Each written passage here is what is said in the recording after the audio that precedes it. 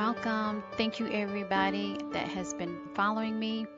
So, in this day, I am thankful to the prime creator of all things that I give thanks for this blessing and opportunity that I will use it for the greater good. Welcome, my survivors of the journey, to this podcast that aims to inspire and motivate that you continue to have joy, peace of mind, and to your success.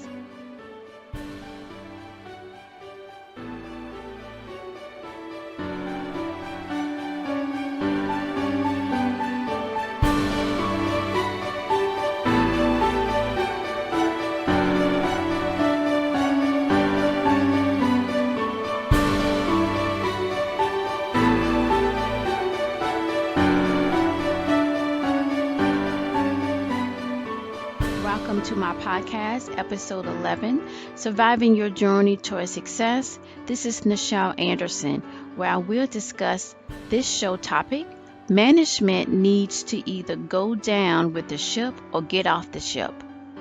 What I mean by that deals with the management that takes no responsibility, don't keep afloat. They defloat and lose dependable and professional employees. This type of management blames everybody on the team except where the number one person that decisions are made actually impact the overall results. It is not pretty to go there today in this show, but if you want success, if you want what I call prestige leadership that was featured in my episode 4 of this podcast, prestige leadership is where you want to aim. It's okay sometimes if this happened to you, or you had this mindset, or you know somebody that had the mindset, but you really admire the person.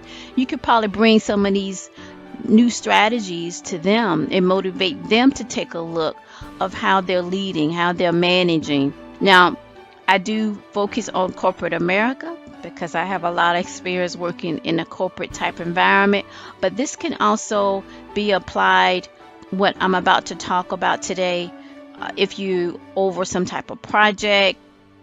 Like for me, my hobby, I love writing, and I do entertainment type productions in that sense, theatrical productions in that type of sense. But any other type of project that you might have that's outside the corporate world where you are managing, you in a leader position, this can help you in a sense of looking at that, the decisions that you often would make in a case when something goes wrong, and how you can identify, stop it, and come back and reapproach it. Because the goal, like I said before, you have to transform your mind and what type of leader you want to be. And the gold realm of leadership is prestige leadership. People respect you, people honor you, people trust you. That's what you want. All right, so let's go ahead. So for this particular show, episode 11, show topic is management needs to either go down with the ship or get off the ship. And then we will move to the last part of the segment, which is your task to dusk to dawn.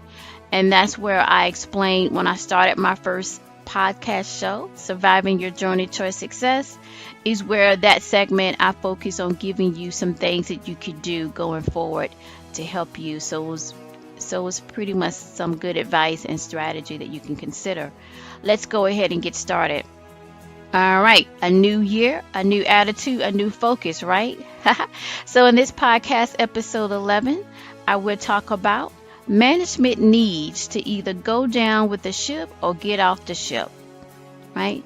So let's talk about the point 1. Management has to take the responsibility to where to steer their team to effectively manage the resources set in place for the company's mission going forward to the next goal phase.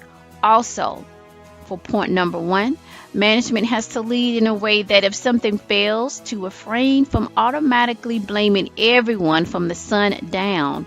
Instead, learn from the failures. I'm going to take a stop here, right here, a side note to share with you. Failures are actually your opportunity to reanalyze, to refocus, get a glass of water, to take a break and to see what went wrong and how you can fix it.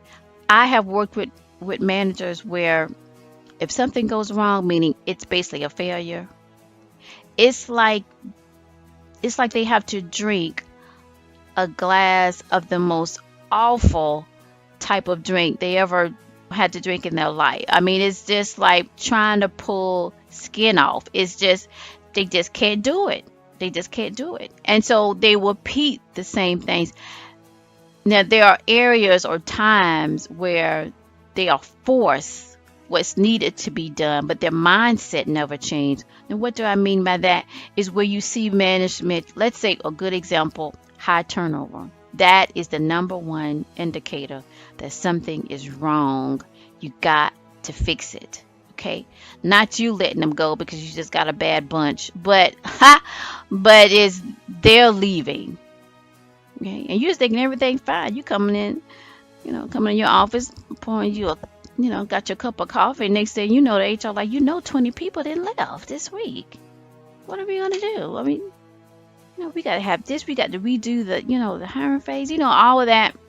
So then at that point, they have to, well, what did they say anything when they left? Oh, they said this was a problem. This was a problem. They kept saying that was a problem. Oh, okay, well, I go ahead and change B, but we're going to leave A alone and see if that'll keep the people there. You see what I mean? So the mindset has not really changed. The shift of thinking towards immediate strategy. And when I mean in that case, is that you have to, okay, if they're saying A and B is a problem, why is that a problem? You have to investigate. Basically, you got to do some leg work. You got to do some mind work, maybe some soul work. I don't know. But at the end of the day, something needs to happen. And you have to look at it and try to really fix it. It's just like a car. You just can't put any oil in your car, any gas in the car and thinking, well, that would get me to where I need to be for a while, but not long term. And that's not prestige leadership. Prestige leadership, you find out the problem, what's going on with the car, and you fix it. People flock to those that got a plan, not a band-aid that's going to take, oh, just do this so we can be able to get these numbers and then we'll be able to get this. You're not really looking at the whole issue. Okay, so people flock to those that got a plan, that know how to use a plan, and not afraid to admit it was the wrong plan. I'm going to repeat that. People flock to those that got a plan, know how to use a plan, and not afraid to admit it if it was the wrong plan. Okay, they don't stay on that level of failure. It's just a time for review. So it's okay to drink that vegetable juice of truth telling you that this is wrong, this is not right. Okay, so I'm about to go ahead and analyze what went wrong so I can move on and carry my team with me. Those that refrain from admitting fault fail big time in the future. It never works. Be different. If the failure happens, go down with the failure. I'm going to repeat that. Be different. If the failure happens, go down with the failure. Come up rising like a phoenix with a plan. Okay? Hopefully you can recover and get off with the ship. And what I just said is that even though you fall down, you have a plan to be like a phoenix and rise up and come swinging with a whole bunch of strategies that will knock it out, what needs to be knocked out. And you have a team of people that are supporting you, because as my last episode, I talked about investing in the team. Okay, that's where that comes into play. They will follow you. They won't jump off the boat, make their own stowaway boat and leave you hanging, even though you say it's your fault, it's your fault, it's your fault, and it's this and this and this. They will stick with you, okay, because you invested in them. All right, so instead of leaving them there to fend for themselves or what have you, you don't want to do that, because that's not leadership or managing resources. The wisdom is that your team is a part of your resources. Okay, I guess I want leadership, and I'm not saying every leadership. We're just talking about these areas that pops up when a person in that role might have been doing this or might see someone else doing it, and you can give them this, show them my recommend my show that they can listen to. But your team is your resources in the sense that they are valuable, and you have to be able to show that you're strong enough mentally to handle failures and to move forward. Now, don't get me wrong, it might be the root of it was somebody on the team. Okay, that might happen, but you want to be able to acknowledge it when you communicate that to the team, but also show your leadership that we're going to move forward. Okay, that's what basically what perceived leadership is. It's effective decision making and good, effective communication. You focus on the main objective and you flip that to say, this is how we're going to go forward. You always got to have a going forward strategy. Always. If not, how can you lead? Leading, when you think about it, is actually going forward. When you do the blame game and you say, I'm not finna stay on this boat, I'm finna blame everybody here and I'm getting off, and you fend for yourselves, right? That's not really leadership. All right, let's take a quick music break. We will be right back.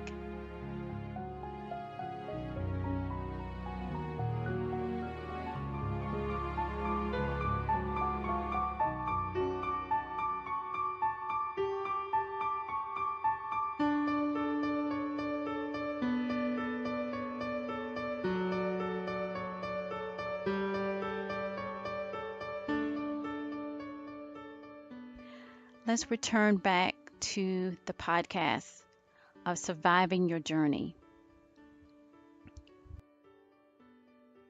Let's go to point 2. This is wisdom. When you as a manager do not learn the first time when a company suffered based on prior decisions, it repeats itself and eventually it's just downhill from there. You go down with the numbers, the sales, losing so many employees back to back. Is this a chaotic type experience in the HR department, or the person is destined to have to continue to hire, continue to say the same thing every week or every 2 weeks? Is just too much, right? That's constantly rehiring to stop the flooding of the ship. Okay, we need to wake up. It will not stop leaking until you start taking responsibility. You got to fix what needs to be fixed. Stop dishonoring your staff and honoring them by valuing them. Okay, review their choices. Review their suggestions or their recommendations before the decision was made that led to the failure, right? Review those that made the decision that you backed and come to find out that was a failure in a sense. So stop doing the same thing, basically what I'm saying, and expecting the results. And please stop fixing one or two things, like I said in that example in the beginning of my show, where I just do B and maybe that when your mentality hasn't changed of your management style. Okay, it continues to produce the same behavior, the same decisions when it has been shown to you it don't work. So you got to wake up before it's too late. All right, so let's move on to the bottom line today of this show. You got to choose to be forward thinking. When the failure happens and the ship is going down, what's the next plan? Okay. We figured out the root cause of why, but we don't stay in that, because that over time it just produces negativity. You got to address it, don't get me wrong, but you don't want to continue to stay in that thinking. People look up to leaders because they always have some type of way to get out whatever they need to get out of, or if it's in the good, successful type of moment, they always have the next vision. Without a vision, you don't have no pathway to go.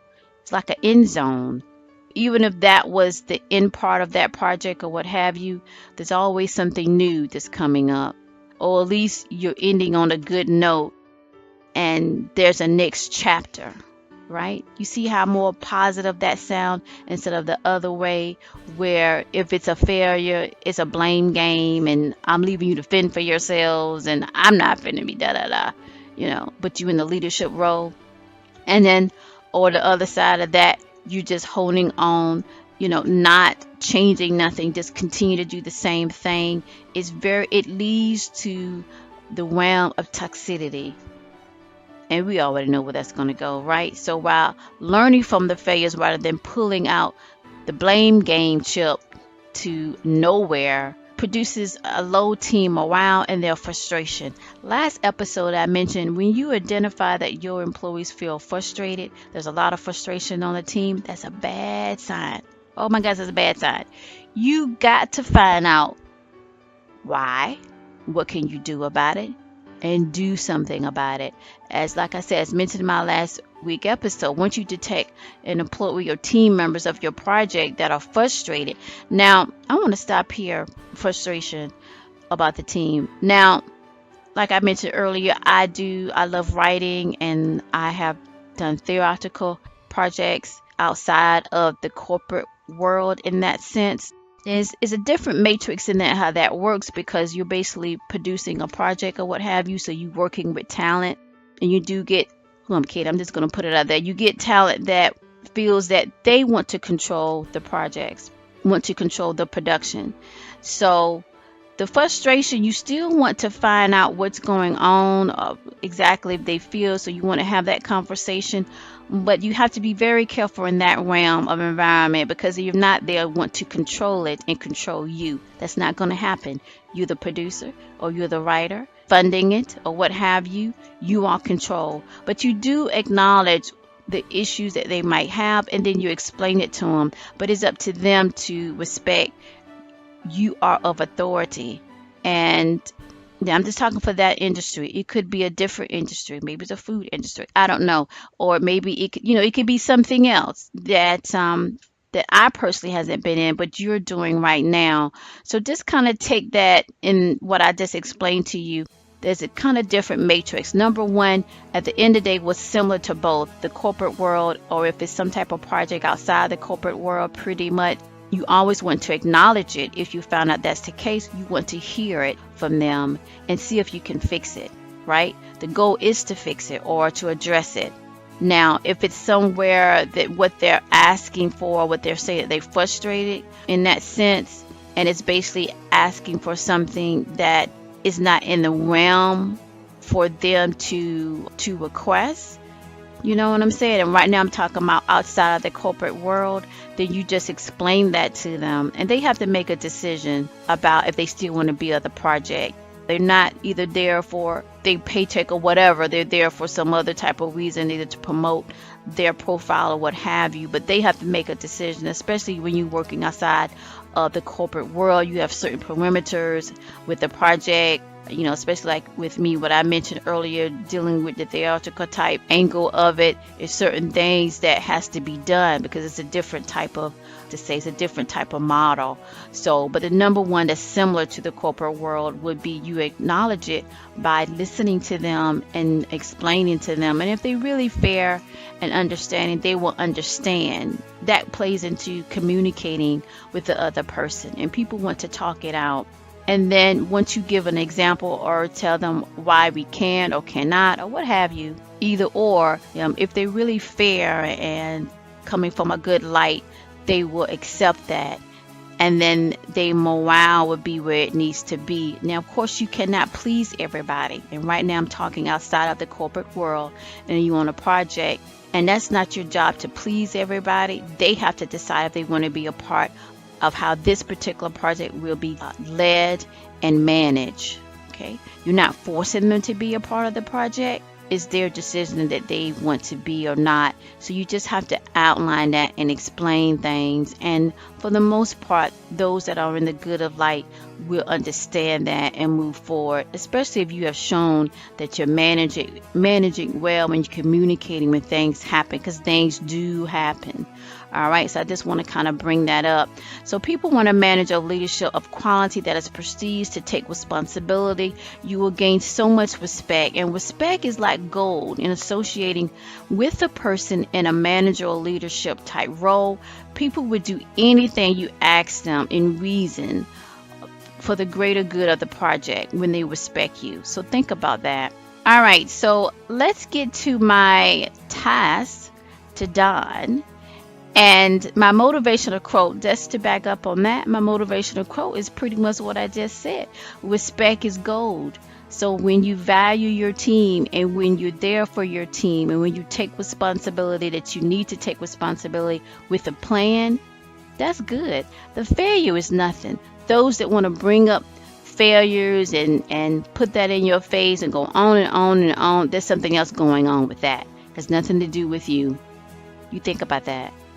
You know, you don't have to, a person don't have to say this, repeat the same thing and throw it in your face as if that's just like the end deal, that's the last chapter. No, life goes on at this particular time, right? And so you want to think forward, and if you got a forward plan and this is how we're going to get off this ship, they need to respect that. The ones that want to still talk about, well, it's still flooding, it's stuck in the past. So something else is going on with that mentality. You don't focus yourself on that. You move forward. So your task to dusk to dawn is number one, stop viewing failure as an opportunity to do better next time, right? With a new strategy rather than the chance to blame someone else underneath you or above you. Number two, learn to look at strategies as opportunities when things don't go well to try again with something new, something fresh. Ask for other perspective. Get help. It doesn't help to ask for help or even ask for a suggestion or a recommendation to get ahead next time, right? To approach it in a different way next time. 3, don't be afraid at the end of the day that you have to go down with the ship. Maybe you don't have any ideas right now, and it is sinking fast because it was a massive failure, right? And to the point, it's too late. Some things got to happen from upper management that's going to fall on you. Just think about it that it's life, and tomorrow is another day. I think you get what I'm saying with that. Number 4, a good thing to do as a manager and a leader is to always have your immediate tagline once the failure is known and a statement is required to others. You could say something like this: although this did not work out as I planned, I am confident that as a team we can pull through to make it more successful next time, or more better than expected next time. Okay, so basically you admitting it and you being positive. So you look to the future. That's what leaders do. You always look to the future. And then you tell the people that's following you, this is the future plan. Focus on forward thinking in leadership to lead others onward. I want to go ahead and do a recap of my motivational quote of this, which you could take away: that people want a manager of leadership quality that is prestige, to take responsibility. You will gain so much respect, and respect is like gold in associating with a person in a manager or leadership role. People would do anything you ask them in reason of the greater good for the project when they respect you. Think about that. Think about that. All right, that's the end.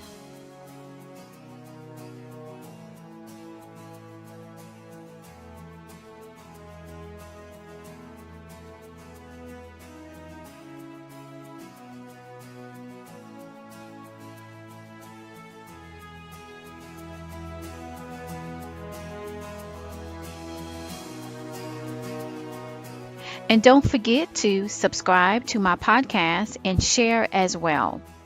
My podcast homepage is Nichel Anderson, 7.podbean.com. So that's N as in Nicholas, ICHEL, Anderson, 7.podbean.com.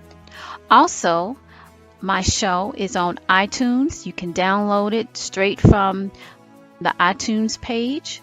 Also, you can go to my homepage on Podbean, connect and download iTunes from there as well. Follow me on social media. My official Twitter account is twitter.com/Nichel Anderson.